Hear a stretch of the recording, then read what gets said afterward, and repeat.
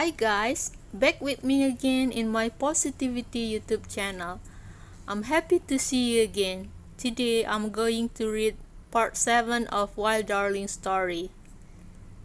Hope you enjoy it and keep listening. Stay tuned. This time I pointed and I said slowly, "It's suspicious."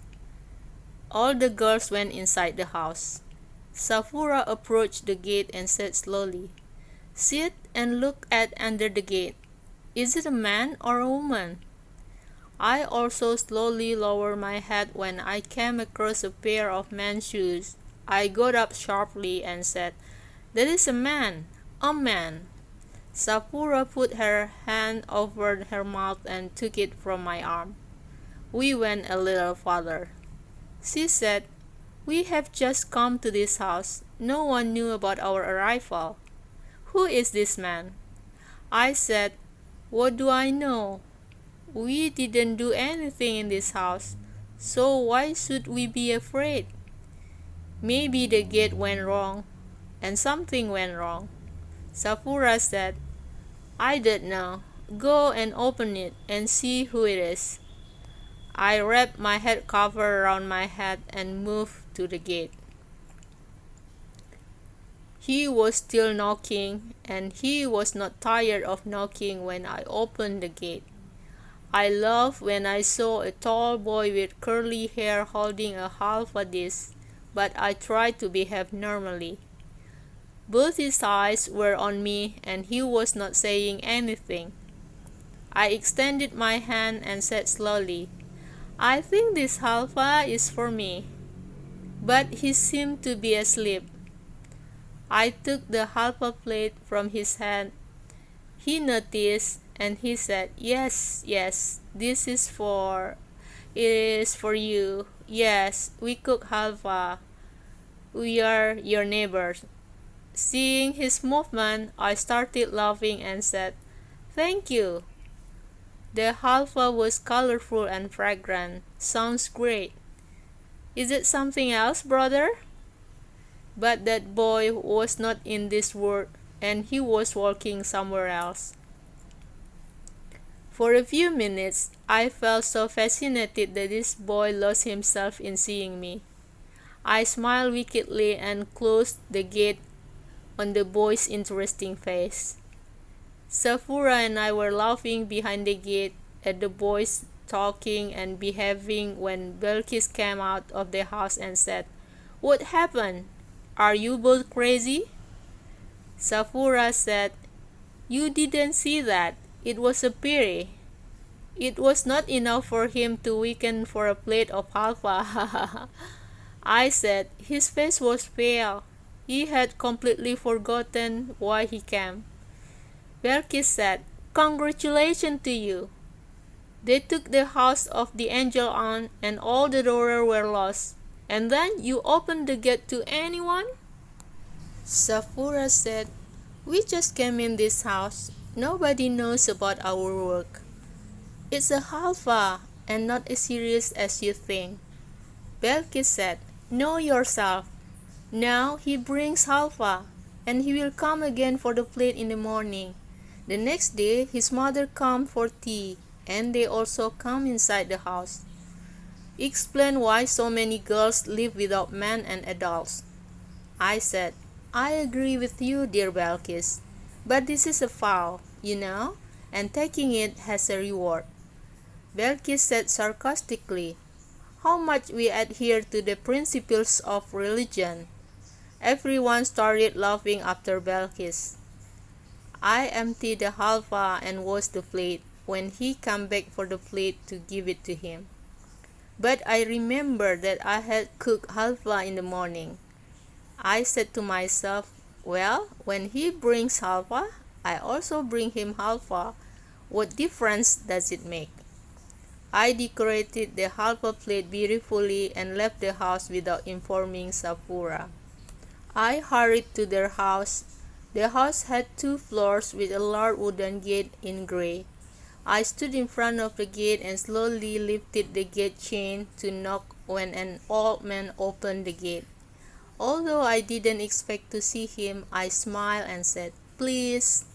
He graciously took the halva and said, "Patient, I will bring back the dish." I said, "No, this plate is yours. You sent halva in the morning." He said, "Yes, yes, I completely forgot that. Thank you, my daughter." I thanked him and wanted to go back when I saw the same boy with his interesting hair.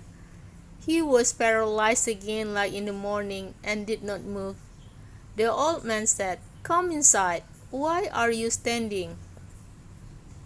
I also looked into his eyes and slowly passed by him and headed toward the house.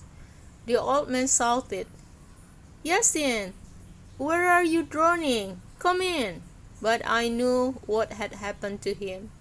He had his eyes and heart on me.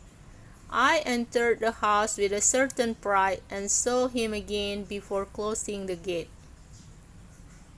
"Get rid of the arrow." I had not yet locked the gate when Safura took it from my ear and said, "God willing, where did you go?"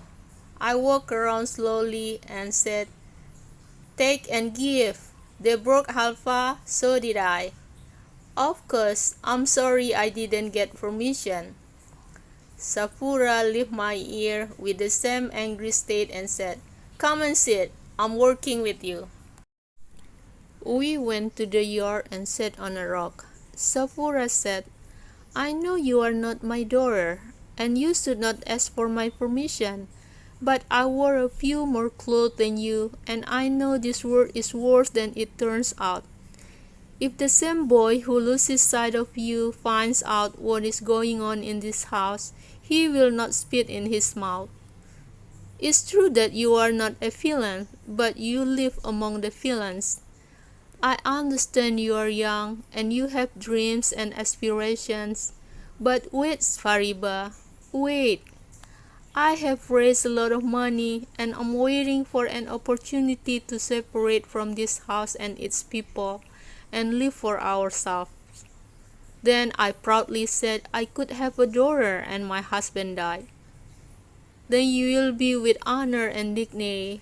I will be too. At the time you could easily travel with anyone and I would not stop. But now I cannot. I hope you understand me." I took Safura's hand and kissed her. While caressing her, I said, "I must be very ignorant to say something and I will refuse. I owe my life to you.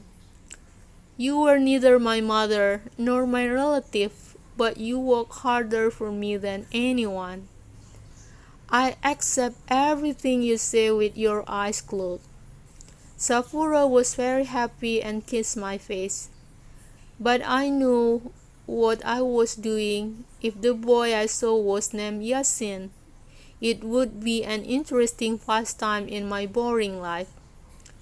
I was at home all the time in those days, and I had no reason to go out to see Yasin again.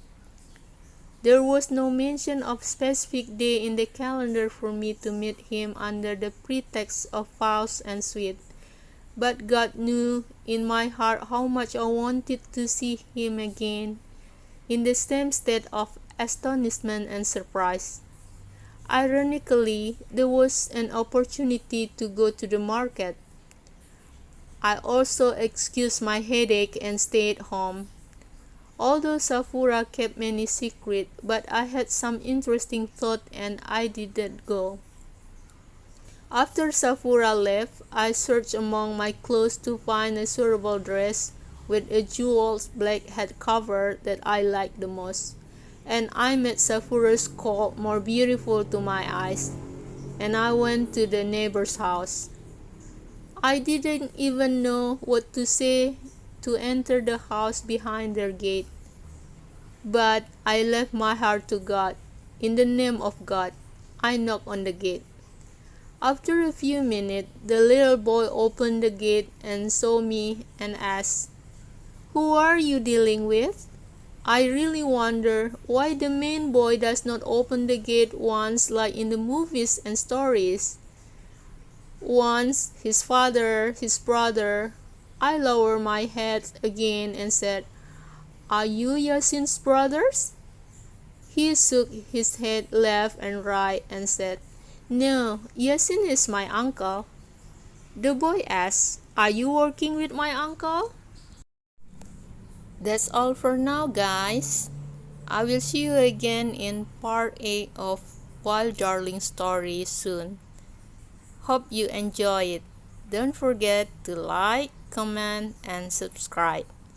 Thank you. Bye.